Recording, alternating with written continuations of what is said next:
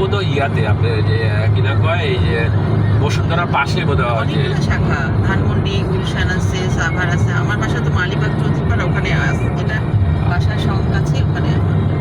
আপনাদের মালিবাগের পাশে না?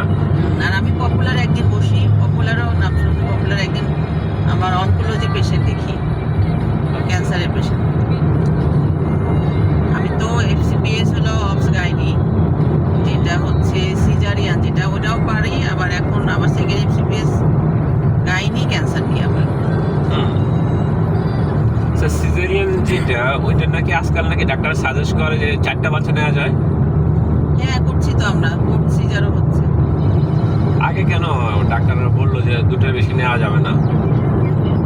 তখন তো অত স্টাডি ছিল না, তখন ভাবছিল যে আগে প্রিভিয়াস স্কার ইনসিশন লাইনে হলো হয়তো উইক থাকবে, সেখান থেকে রাপচার হওয়ার চান্স থাকে।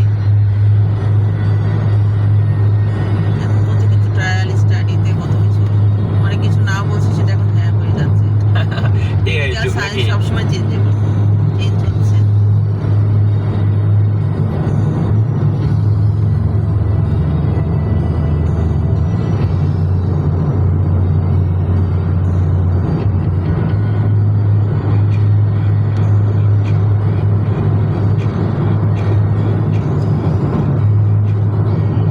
এই এলাকা তো পুরাটাই একদম বাগান, যদি ধানে পাম গাছ সব।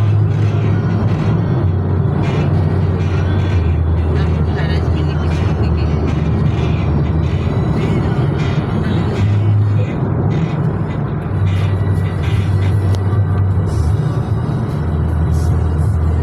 এদের ওই যে এতে সিলেটে যেমন জুম চাষ ছিল না, এখানে কাজের জন্য ছিল। এখানে ওই জায়গার নাম জানো কি, কোথায় যেন চায়ের চাষ হয়, ভুলে গেছি মালয়েশিয়া। হ্যাঁ হ্যাঁ হ্যাঁ হয় না পাহাড়ি এলাকা তো। হ্যাঁ, হ্যাঁ, হয়। আমি সুন্দর এলাকা ওটা। ওখানে তো সময় নেই, নাহলে ওখানে যেতাম। 2 দিন লাগবে। 2 দিন লাগবে, হ্যাঁ, অনেক দূরে। অনেক দূরে যেতে লাগে একদিন, তাই নাকি? মানে একদিন অ্যাকচুয়ালি না 4 ঘন্টা লাগে আর কি। অনেক দূর। ওইখানে গেলে কম্পালসারি হোটেল স্টে করতে হয়। তাই আর নাহলে যদি 2 জন যে ড্রাইভ করতে পারে, একজন রাতে ড্রাইভ করে গেল, সারাদিন ঘুরলে গেল, আসার সময় আরেকজন রাতে ড্রাইভ করে এসে বললো।